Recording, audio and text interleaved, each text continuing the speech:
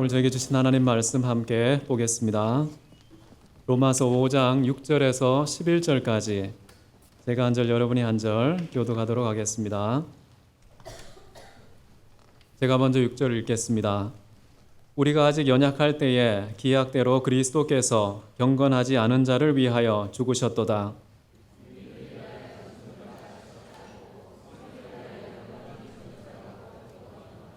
우리가 아직 죄인 되었을 때에 그리스도께서 우리를 위하여 죽으심으로 하나님께서 우리에 대한 자기의 사랑을 확증하셨느니라.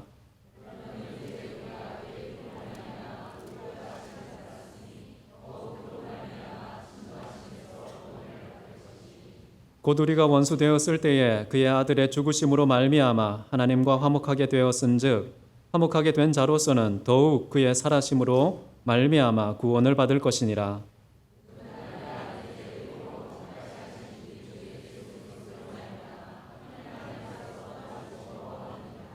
아멘. 오늘은 아버지의 사랑이라는 제목으로 하나님 말씀 함께 나누기를 원합니다.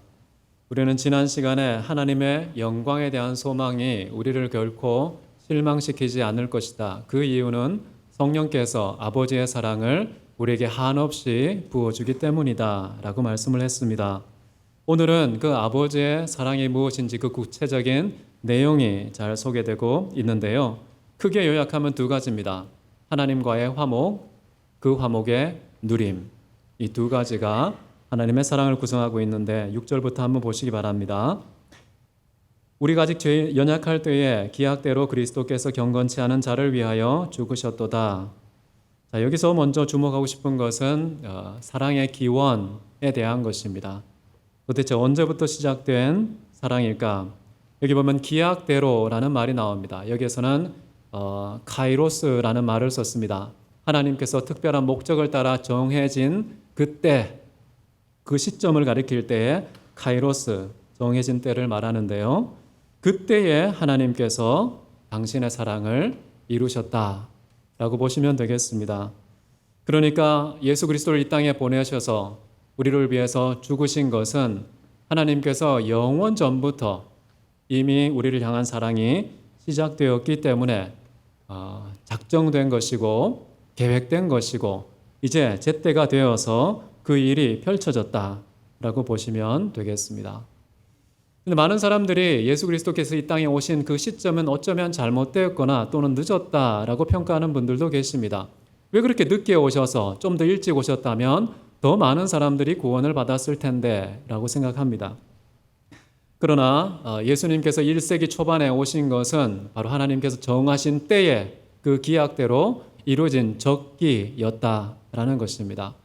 우리가 그때 당시에 경제적인 상황 또는 국제적인 상황, 문화적인 상황, 언어적인 상황, 심지어 종교적인, 철학적인 그런 학문적인 상황까지 다 둘러볼지라도 그때가 예수님의 죽음과 복음의 전파를 위해서는 최적의 시기였다라는 것을 모든 역사학자들이 확인해주고 있는 것입니다.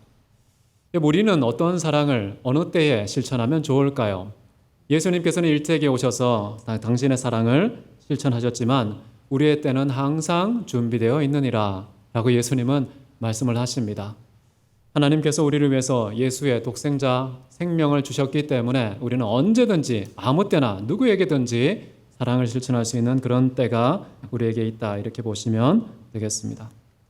어쨌든 첫 번째는 기약대로, 다시 말하면 하나님의 사랑의 그 출발점이 시간 속에서 즉흥적으로 시작된 것이 아니라 시간 너머에 영원의 뿌리를 두고 영원부터 지금까지 지속되고 앞으로 영원까지 이어질 그런 시간의 길이를 가지고 있다라는 것을 기억하면 좋겠습니다.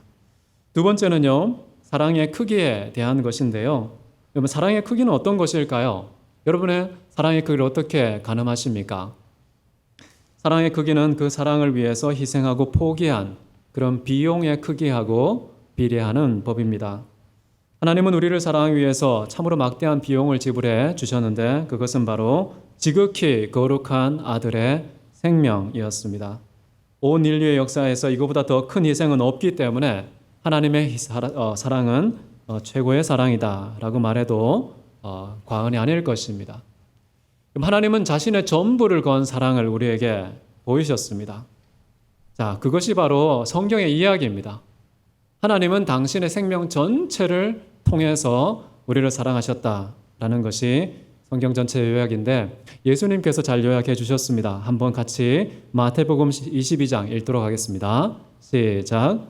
예수께서 이르시되 내 마음을 다하고 목숨을 다하고 뜻을 다하여 주 너의 하나님을 사랑하라 하셨으니 이것이 크고 첫째 되는 계명이요 둘째도 그와 같으니 내 이웃을 내 자신같이 사랑하라 하셨으니 이 두 계명이 온 율법과 선지자의 강령이라.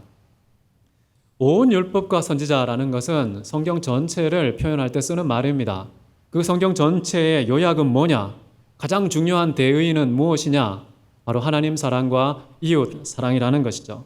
자, 그런데 이 사랑을 위해서는 무엇까지 동원되어야 하느냐? 목숨과 생명과 마음과 뜻과 심지어 성품까지 다 동원해서 실천해야 되는 사랑이 바로 하나님 사랑이고 이웃 사랑이다. 자, 많은 사람들이 이 대목에서 두 가지 오해를 가지고 있습니다. 첫 번째는 우리가 어떻게 이런 사랑을 실천할 수 있어? 어떻게 목숨, 마음, 뜻, 힘, 성품까지 다 동원해서 그런 사랑, 나의 모든 것을 전부 건 사랑을 어떻게 실천할 수 있어? 불가능해 라고 생각하는 오해가 첫 번째인데요. 여러분, 이 오해가 불식되는 유일한 방법은요, 실제로 하나님의 사랑을 경험하는 것입니다.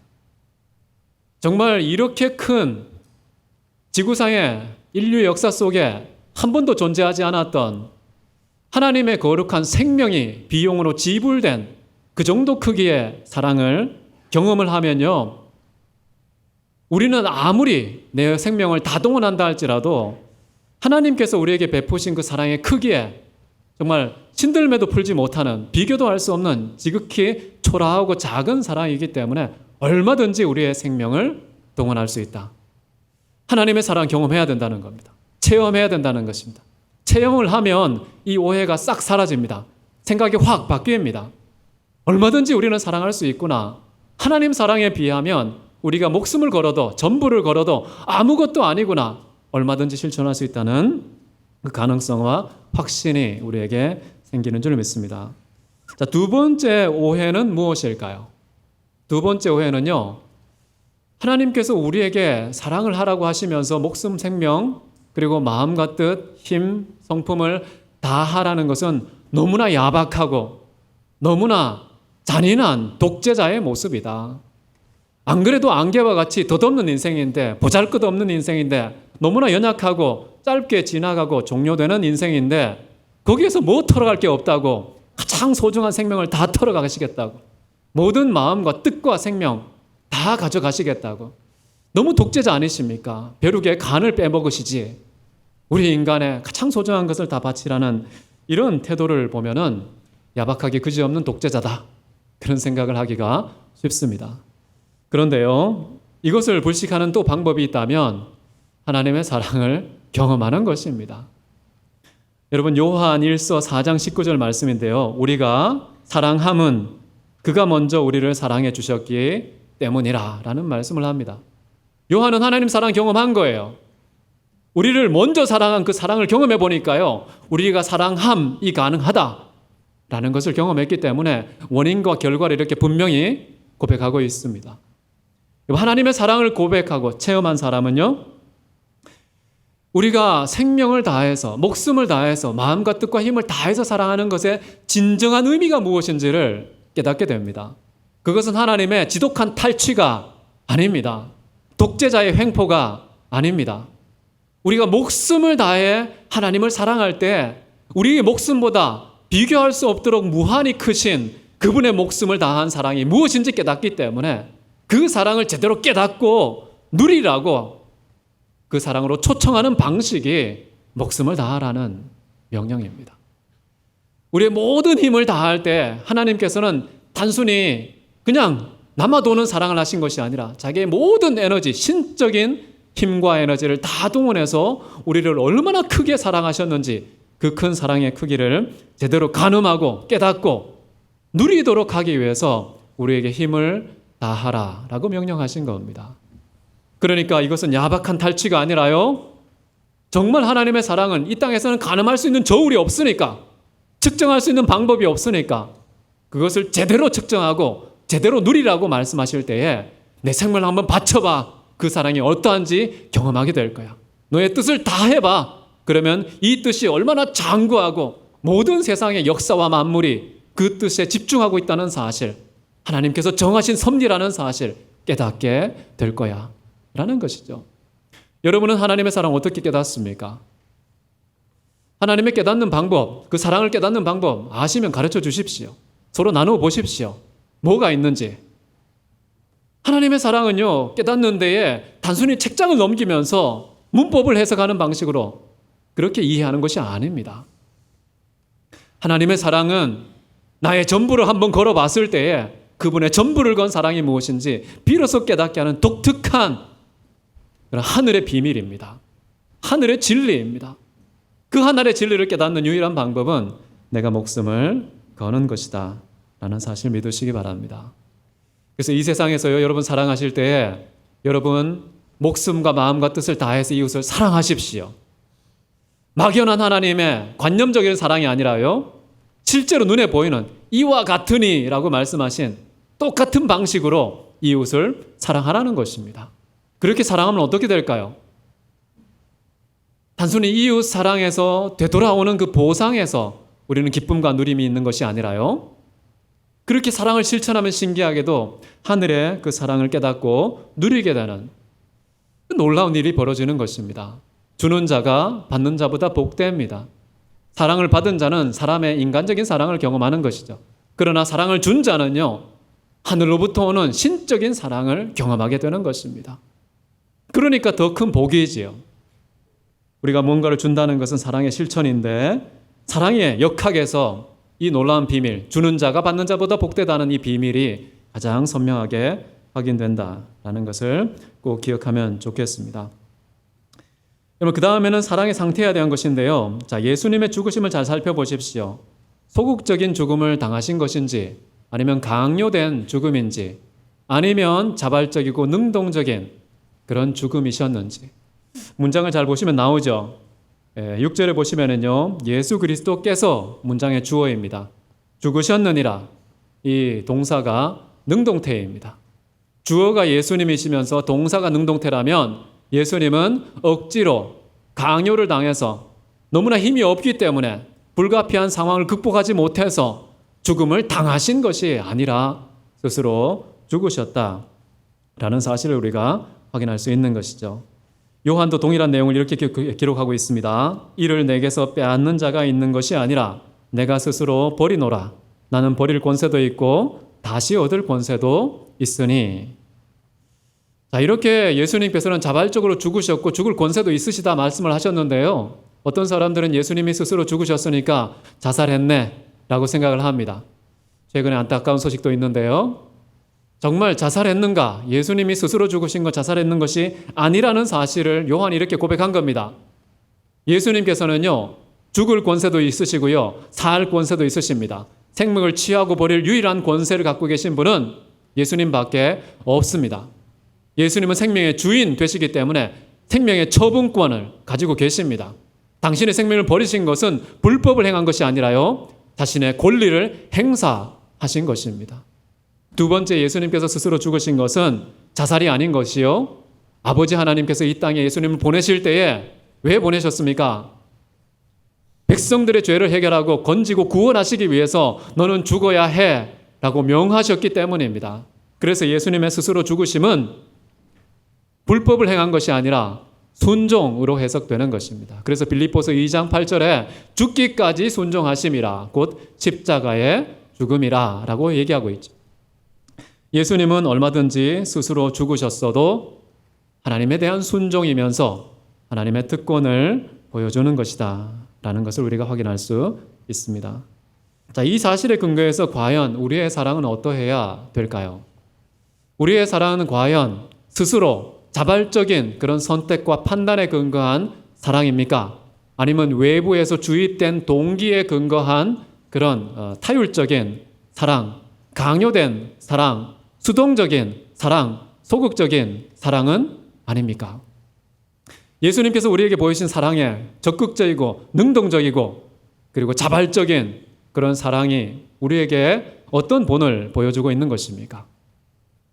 우리도 사랑할 때에요, 외부의 어떤 조건이 나를 주장하는 사랑을 해서는 아니 될 것 같습니다. 우리 내부에서 솟아나는 자발적인 사랑이 진정한 사랑인 것이죠. 사실 부모와 자녀의 사랑은 어디에 근거한 것입니까? 속에서 비롯됐다기보다는 사실 혈육에 근거한 사랑 아닙니까? 선생과 제자의 사랑은 어떤 것입니까? 교육이라는 것에 근거한 사랑 아닙니까? 사장님과 사원의 관계, 그 사랑은 어디에서 비롯됩니까? 월급과 노동이라는 것에 근거한 사랑 아닙니까? 그리고 고객과 그리고 판매자의 사랑은 어디에 있습니까? 수익이라는 것에 근거한 것이 아닙니까? 이런 사랑을 무시해서는 안 됩니다. 필요한 것이죠. 그러나 그 사랑은 문제와 한계가 무엇이냐 하면 배타성을 가진다는 것입니다. 혈통 바깥에 있으면 사랑하지 않습니다. 이익을 주지 않으면 사랑하지 않습니다. 나에게 도움을 끼치지 않으면 사랑하지 않습니다. 나에게 쾌락을 주지 않으면 사랑하지 않습니다. 그런 경계선이 있는 것이죠. 그렇기 때문에 우리도 이런 외부의 조건에 근거한 그런 타율적인 사랑을 하게 되면은 배타적인 사랑, 제한적인 사랑을 할 수밖에 없다라는 것입니다.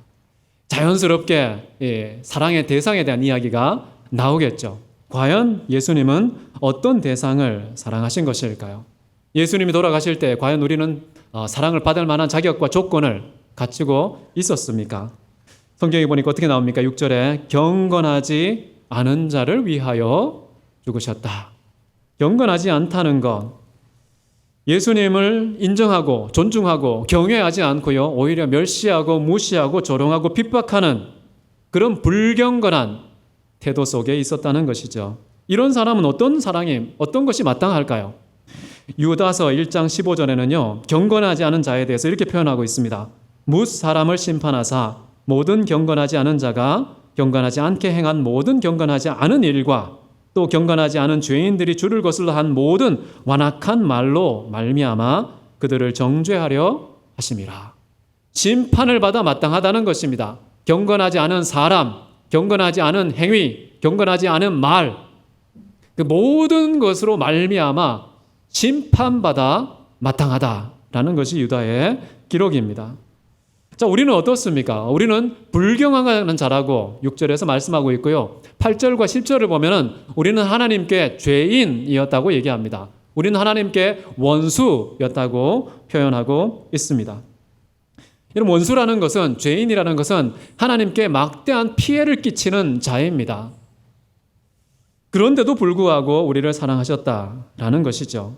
형벌과 심판이 합당한 자에게 무자비한이 아니고 무조건적인 사랑을 우리에게 실천해 주셨다는 것입니다. 실제로 예수님은 침을 뱉고 채찍으로 때리고 창으로 찌르고 조롱하고 있는 그런 상황 속에서도 그런 지독한 원수를 위해서 끝까지 십자가에서 내려오지 않고 죽음을 맞이하신 것입니다. 그 사람들이 자신을 죄인으로 인정한 것도 아닙니다. 자신을 원수로 규정한 것도 아닙니다. 통회하고 자복하며 돌이킨 때도 아니었습니다. 핍박이 진행형인 그 상황, 계속해서 원수 짓을 하고 있는 그런 상황 속에서 예수님은 죽으셨다. 자, 이것이 말하는 것은 무엇일까요? 하나님의 사랑은 하나님의 사랑인 우리에게 근거한 사랑이 아니라는 것입니다. 우리에게 근거한 사랑이 아니기 때문에요, 불의한 자나 의로운 자에게도 하나님은 사랑하시고요, 선한 자나 악한 자도 하나님은 사랑으로 품으실 수 있는 것이죠.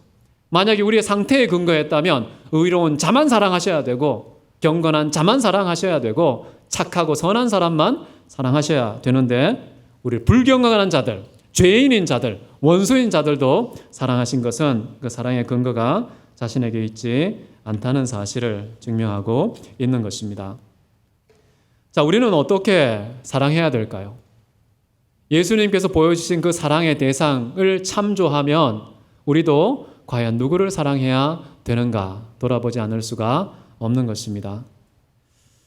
자, 우리의 사랑은 단순히 나를 좋아하는 사람, 나를 사랑하는 사람, 우리에게 필요한 사람, 내가 보기에 아름다운 사람, 나에게 도움을 주는 유익한 사람, 이런 대상에 정말 초라한 카테고리, 이런 테두리에 갇혀 있지 않고 그 한계를 넘어서서 예수님처럼 원수라도 불경건한 자도 그리고 죄인이라 할지라도 우리는 사랑해야 할 것입니다. 마태복음 5장 44절에 나는 너희에게 이르노니 너희 원수를 사랑하며 너희를 핍박하는 자를 위하여 기도하라 라고 말씀을 하십니다. 이런 사랑을 실천하지 않으면요, 하늘에 상급이 없다고 말합니다. 너희가 사랑하는 자를 사랑하면 무슨 상이 있으리요? 라고 말씀을 하셨지요. 하늘로부터 주어지는 무한한 하늘의 상급을 받기 위한 진정한 사랑은 원수를 사랑할 때이다. 주어지는 상급은 두 가지로 표현하고 있습니다. 첫 번째는 하늘에 계신 너희 아버지의 아들이 되리니, 두 번째는 하늘에 계신 너희 아버지의 온전하심 같이 온전하게 되리라 라고 얘기하고 있습니다. 자, 우리가 사랑하는 사랑의 대상은 누구인가 한번 질문해 보십시오. 내가 조금이라도 따뜻한 마음, 정말 편안한 마음, 정말 만나고 싶어하는 그런 대상은 과연 누가 있는지. 7절을 한번 보십시오. 의인을 위하여 죽는 자가 쉽지 않고 선인을 위하여 용감히 죽는 자가 혹 있거니와. 세상에서 사실 타인을 위해서 죽는 사람들이 있을 가능성이 있다는 것입니다. 그런데 의인을 위하여서 죽는 자가 쉽지 않다. 원문을 보면 아주 드물다, 거의 없다 라고 말합니다. 아무리 의로운 사람이 눈앞에 있어서요, 막상 내 목숨을 건다는 건 주저하게 된다는 것이죠. 두 번째는 선한 사람을 위하여서 용감히 죽는 자가 혹 있을지 모르겠다. 가능성만 얘기했고요, 현실성에 대해서는 전혀 언급하지 않았습니다. 의로운 자, 선한 자, 그들을 위해서 대신 죽는 사람 너무나도 드물고 가능성이 혹 있을지 모르겠다라고 지금 표현하고 있는 것이죠. 사람들의 원래 모습입니다. 정말 텔레비전을 보거나 뉴스를 보더라도요, 정말 착한 사람, 정말 의로운 사람 보면은 우리는 어떤 반응을 취합니까? 내 생명을 바쳐야겠다라고 생각합니까? 아니면 지갑을 여십니까? 주로 후원을 해드리죠. 박수를 쳐주죠. 존경해, 리스펙트, 이런 표현을 하죠. 여기서 끝. 더 이상 내 생명을 건 사랑의 단계까지 나아가지는 않습니다. 성경에도 이런 말씀이 있죠. 마태복음 16장에 사람이 만일 온 천하를 얻고도 제 목숨을 잃으면 무슨 유익이 있으리요? 무엇과 자기의 생명을 바꾸겠느냐? 그 다음 말이 이어집니다. 그 어떤 것과도 천하의 모든 것을 주더라도, 정말 의로운 사람, 선한 사람 한 트럭을 준다 할지라도 내 생명만큼은 바꿀 수 없어. 이것이 인간의 본성입니다. 자, 그럼에도 불구하고 예수님께서는요, 혹 의로운 자를 위해서 죽으면 명분이라도 있잖아요. 박수라도 받지 않습니까? 선한 사람을 위해서 죽으면 참으로 튼튼한 명분 위에 죽음이기 때문에 많은 사람들이 존경을 표할 것입니다. 그러나 누구도 눈길을 주지 않는 존재감 제로인, 오히려 우리에게 해로운 불경건한 자, 죄인들, 원수들, 그런 사람들을 위해서 죽는다는 거예요. 어떻게 가능할 수 있느냐? 아주 역설적인 대조를 위해서 7절을 집어넣은 것이죠. 세상에서도 이것은 희박해 있을 수 없는 일이야. 그런데 하물며 그 대상이 불경건한 자에게 대해서 죽음을 건 사랑, 그런 사랑이 어떻게 가능할까라는 것.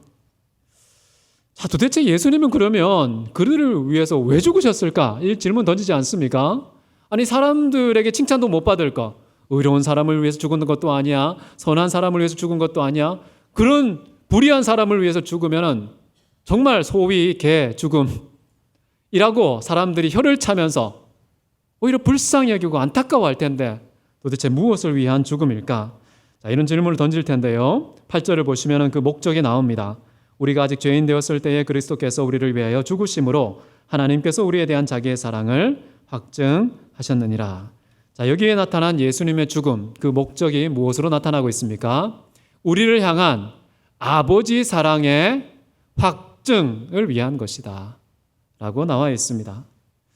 저는 그런 생각이 들 것 같아요. 만약에 우리를 위해서 목숨까지 바쳤는데, 그 목숨까지 바쳤다면 봤지?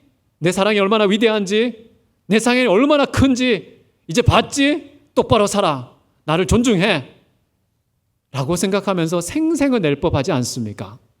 그런데 예수님은요, 자기의 생명을 수단과 비용으로 삼아서 우리를 향한 적극적이고 자발적인 사랑을 실천하셨는데 그 목적이 자기를 위한 것이 아니었습니다. 우리 자신을 위한 것도 아니었습니다.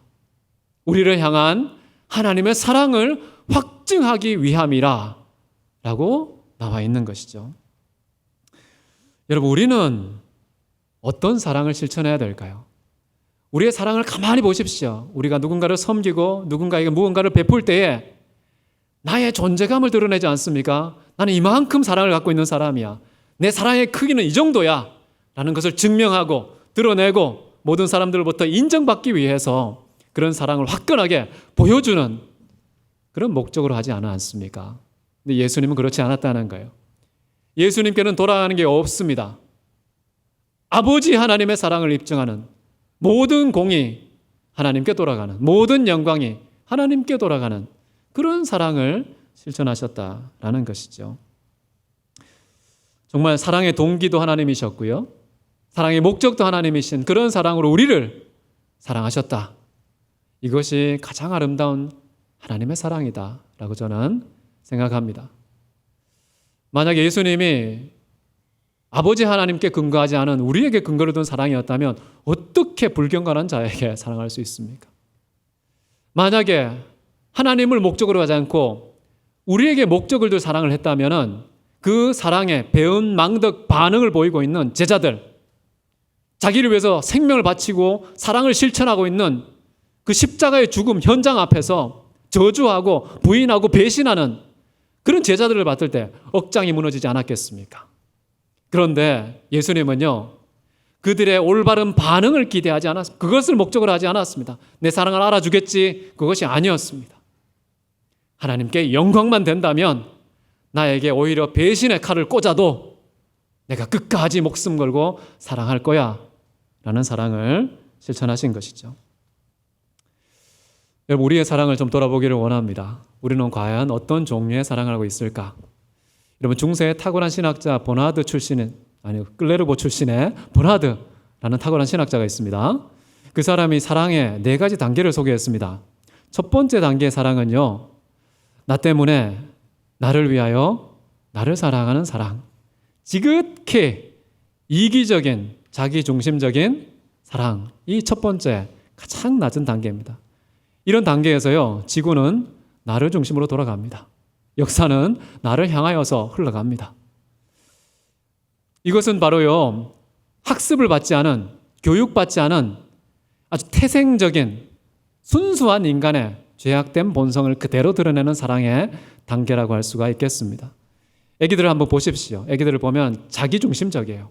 자기밖에 모릅니다. 부모님은 왜 존재합니까? 나를 위해서, 나를 목적으로, 나 때문에 존재하는 그런 것이 부모죠. 부모를 사랑하지 않습니다. 그냥 필요를 채워주는 수단으로 생각하는 것이죠. 두 번째 단계의 사랑은요, 자신 때문에, 자신을 위하여 하나님을 사랑하는 단계, 이 두 번째 단계입니다. 좀 고급스러워 보이죠? 동기는 나고요. 목적은 나인데 사랑의 대상은 하나님이세요. 아주 가증한, 그러니까 기만의 탈을 쓴 자기중심적인 사랑이라고 볼 수가 있겠습니다. 여러분, 과거에 유행했던 신학이 있는데요, 멍멍이 신학과 고양이 신학이라는 것이 있습니다. 멍멍이가 곰곰이 생각합니다. 정말 배가 고플까 봐 먹을 것을 주고, 추울까 봐 입혀주고, 병 날까 봐 산책시켜주고, 냄새 날까 봐 목욕시켜주는 저분, 정말 나의 모든 필요를 다 채워주는 걸 보니까 저분은 나의 주인인가 보다. 이게 또 멍멍이 신학. 여러분, 멍멍이 신학을 소유하시기 바랍니다. 두 번째, 고양이 신학, 캣 디알러지라는 게 있습니다. 그것은요, 고양이도 생각하는 거예요. 먹여주고, 입혀주고, 산책시켜주고, 씻겨주고, 나와 함께 해주고. 야, 진짜 나의 모든 필요를 채워주는 걸 보니까 저분은 나의 하인인가 보다 라고 생각하는 것이죠. 똑같은 상황 속에서 결론이 다릅니다. 이 두 번째 단계의 사랑은요, 하나님은 나의 하인이고요, 나는 하나님의 주인이 되는 단계입니다. 그래서 우리가 필요가 발생할 때마다 어떻게 합니까? 하나님 안 뛰십니까? 시도 때도 없이 하나님을 하인으로 호출하는 그런 태도를 취하는 신앙, 그런 단계의 사랑, 그것이 바로 가끔 교회에서 목격되는 사랑의 모습입니다. 하나님 급합니다. 얼른 전능한 주먹을 우리는 호출하죠. 그래서 막강한 주먹을 휘둘러서 무엇이든지 성취하는, 최근에 혹시 알라딘 보셨습니까? 지니처럼 생각하는 것이죠. 말 잘 듣는 주먹. 우리의 든든한 어깨로 혹시 하나님을 활용하고 있지는 않은지. 그게 바로 두 번째 단계인데요. 세 번째 단계는 뭐냐면요, 하나님 때문에 하나님을 위하여 하나님을 사랑하는 단계. 사랑의 동기가 하나님이고요, 사랑의 목적이 하나님이고요, 사랑의 대상이 하나님인 단계. 이건 교회에서 찾아보기 어려운 높은 경지의 사랑입니다. 혹시 여러분 중에는 그런 사랑이 있기를 바라겠습니다. 특별히 저는 시편에서 발견을 했는데요. 시편 63편 3절 함께 읽겠습니다. 시작. 주의 인자가 생명보다 나음으로 내 입술이 주를 찬양할 것이라. 자, 이 고백에서 찬양의 이유는 무엇입니까? 하나님의 인자하심, 하나님의 성품이 이유가 되었습니다. 그리고 찬양의 목적은 하나님 자신입니다. 그리고 찬양의 대상은 하나님 자신입니다. 참으로 아름다운 시인의 고백이죠. 나 때문에 하나님을 찬양하는 게 아니었습니다. 하나님의 인자가 심지어 나의 생명보다 귀하기 때문에, 그런 하나님의 어떠하심 때문에 사랑하고요, 하나님의 영광을 위해서 하나님을 사랑하는 것, 참으로 귀한 사랑인데요. 신약에서는 여러분 베드로가 이런 고백을 했습니다. 주여, 우리가 여기 있는 것이 좋사오니 우리가 초막셋을 짓되 하나는 주를 위하여, 하나는 모세를 위하여, 하나는 엘리야를 위하여 하사이다. 자, 아름다운 부활의 형체로 변향되신 예수님의 모습을 보고요, 그 예수님의 영광스러운 모습에 근거해서 고백을 한 것입니다. 그리고 하나님을 위해서 내가 초막을 짓겠다고 얘기합니다. 그리고 하나님과 영원토록 함께 하겠다는 고백이 바로 이것이었습니다. 이것도 베드로가 보여준 하나님 때문에 하나님을 위하여 하나님을 사랑하는 그런 모습의 하나라고 저는 생각을 합니다. 그런데 이런 베드로의 바램과는 달리 예수님은 어떤 판단을 내리십니까? 그 산에 머물러 계셨습니까? 초막 빨리 지으라고 했습니까? 그렇지 않으시고요, 밑으로 내려가셔서 이웃을 사랑했죠. 여러분, 하나님 때문에 하나님을 위해서 하나님을 사랑하는 단계는 검증이 필요합니다. 어떤 검증이 필요하냐? 이웃을 사랑하는 테스트를 거쳐야 그것이 진정한 사랑이라는 것이죠. 여러분, 교회에서 가끔씩 그런 신앙을 보지 않습니까? 하나님 때문에 하나님을 늘 찬양합니다. 하나님을 위해서 하나님께 예배를 드립니다. 하나님이 사랑의 대상이고 동기이고 목적이 되는 그런 사랑을 실천하는데 막상 성도 간에 교제가 이루어질 때에 조금만 싫은 소리 들으면요, 째려봅니다. 조금만 거북하면은 화를 버럭내고 분노를 폭발하는 그런 태도를 취하는 경우가 있습니다. 하나님에 대해서는 목숨도 아까워하지 않고 주의 인자가 나의 생명보다 귀합니다 라고 하면서 헌신을 하면서요, 정작 주변에 있는 사람들에 대해서는 얼마나 차갑고 매정하고 난폭한지, 과연 그것이 최고의 사랑인가? 아니라는 거예요. 검증이 필요한 세 번째 단계의 사랑이다. 마지막 네 번째 단계는 어떤 사랑일까요? 하나님 때문에 하나님을 위하여 나 자신과 이웃을 사랑하는 것, 이것이 최고의 사랑, 예수님께서 십자가에서 보이신 바로 그 사랑이라고 말을 합니다. 자, 이런 사랑을 잘 보여주는 사례로서 저는 두 가지를 생각합니다. 첫 번째는요, 강물입니다. 강물은 흐르죠. 흐를 때에 식물이 뿌리를 내서 마구마구 먹어 치웁니다. 그 속에 있는 물고기가 마구마구 먹어 치웁니다. 그리고 짐승들과 새가 날아와서요, 마구마구 물을 먹어 치우지. 자, 그런데 강물은요, 흐르다가 다시 돌아와서요, 청구서를 내밀지 않습니다. 네가 2리터 먹었지, 네가 3리터 먹었지, 지불해, 어떻게 외상 안 돼? 라고 하지 않았습니다. 강물은요, 자기의 모든 것을 다 내어주고 마음대로 먹고 누리도록 하면서 끝까지 흐르는 본분을 다 하면서 흐릅니다. 끊임없이 흘러가는 것이죠. 이 강물과 같은 모습, 얼마나 귀한 모습입니까? 두 번째는요, 저는 백합화라고 생각합니다. 이 백합화가 그냥 백합화가 아니고요, 여러분 아가서 2장 2절에 이런 말이 나옵니다. 여자들 중에 내 사랑은 가시나무 가운데 백합화 같구나. 이 솔로몬이 자기가 정말 사랑하는 이 지구촌에서 가장 아름다운 술람미 여인에게 내뱉은 일종의 러브 프로포즈, 사랑의 고백입니다. 자, 그런데 고백의 내용이 이렇습니다. 가시나무 가운데 백합화라는 것이죠.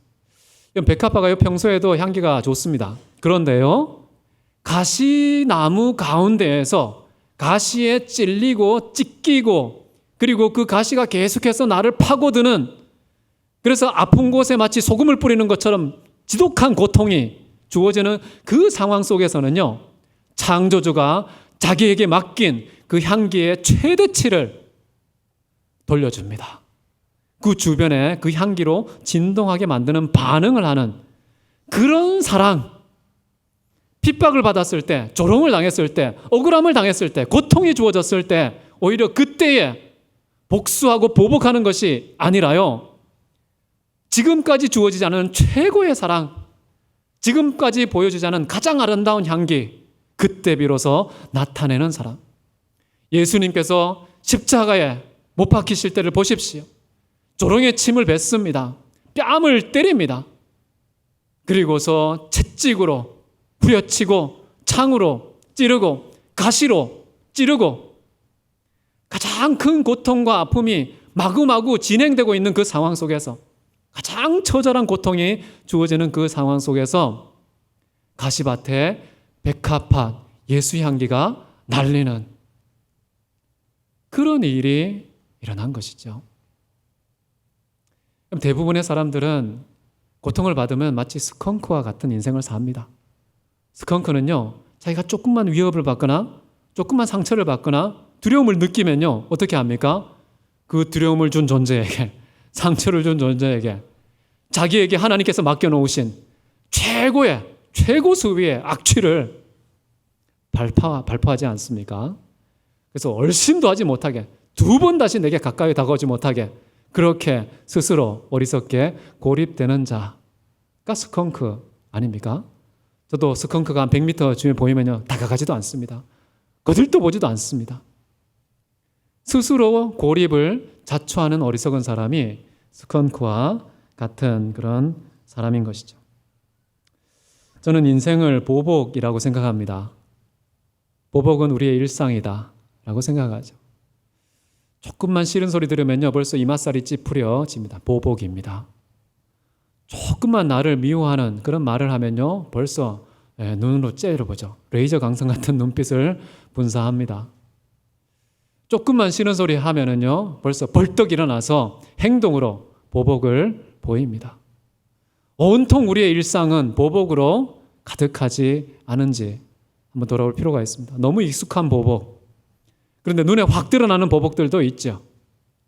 눈에 보이는 거나 보이지 않는 거나 우리는 항상 보복이 너무나 익숙한 일상처럼 인생을 살아가고 있는데요, 그런데 예수님께서 우리에게 보여주신 것은 그렇지 않다는 것입니다. 너희를 핍박하는 자를 위해서 기도하고 너희 원수를 사랑하라 라고 말씀하고 있다는 것입니다.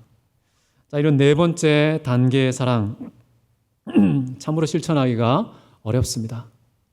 그러나 그럼에도 불구하고 예수님께서 우리에게 주신 아버지의 사랑은 어떤 것이었느냐? 바로 이런 사랑이라는 것이죠. 하나님께서 이런 사랑을 주신 것은요, 이런 사랑을 보관하라는 그런 목적으로 주신 게 아닙니다. 아까 말씀드린 것처럼 이제 9절부터 11절을 나중에 읽어보시면요, 그것을 누리라고 말합니다. 즐거움의 대상으로 삼으라고 말합니다. 실천하라는 것이죠. 하나님의 그 무한한 사랑, 영원한 사랑, 무조건적 사랑, 끝도 없는 그런 사랑을 누리는 방법은 이 땅에서 목숨과 마음과 뜻과 힘을 다해서 사랑하는 것이다 라는 것입니다. 우리 함께 기도하겠습니다. 시간 기도할 때, 하나님, 정말 하나님께서 우리에게 주신 사랑은 무엇입니까? 깨달아 알기 원합니다. 지식만이 아니라 체험하기 원합니다. 그 사랑이 내 존재를 관통하는 사랑의 소유자가 되게 하시고, 소유된 그 사랑을 보관만 하는 어리석은 자가 아니라 내 주변에 하나님께서 허락하신 이웃들에게 마음껏 실천하여서 실컷 누리는 자 되게 해 주옵소서. 우리 이 제목 가지고 함께 하나님께 기도하도록 하겠습니다. 사랑이 많으신 아버지 하나님, 우리는 어떤 단계의 사랑에 머물러 있습니까? 이기적인 사랑은 아닙니까? 가증한 사랑은 아닙니까? 너무 신비로운 사랑은 아닙니까? 정말 이 땅에 하나님께서 예수의 십자가상에서 보여주신 확증하신 그 아버지의 사랑, 우리가 알고 있습니까? 실천하며 누리고 있습니까? 아버지 하나님의 그 놀라운 사랑 우리의 것이 되기를 원합니다. 그 사랑으로 이 세상에 하나님을 증명하는 사람 되기를 원합니다. 우리 이 세상을 향하신 아버지의 사랑을 확증하는 그런 증인의 삶에 충실한 삶을 살아갈 수 있도록 주 아버지 하나님 역사하여 주시옵소서. 아버지 하나님께서 인도하시고 함께 하실 것을 믿습니다. 사랑이 많으신 아버지 하나님, 전심으로 아버지 하나님 사랑하기를 원합니다. 목숨, 마음, 뜻, 힘, 그 모든 것을 착취하기 위함이 아니라 하늘의 무한한 사랑 깨닫고 누리게 하시기 위해서 우리에게 주신 최고의 방법을 가르쳐 주신 것을 믿습니다. 명령이라는 것은 너무나도 소중한 최고의 복이기 때문에 취하라고 명령의 형태로 주신 것을 믿습니다. 실천하게 하옵소서. 하나님은 영광이고 이 세상에는 아버지 하나님의 그 놀라운 사랑을 확증하는 증인의 삶을 살아가게 하옵소서. 존귀하신 예수 그리스도 이름으로 기도했습니다. 아멘.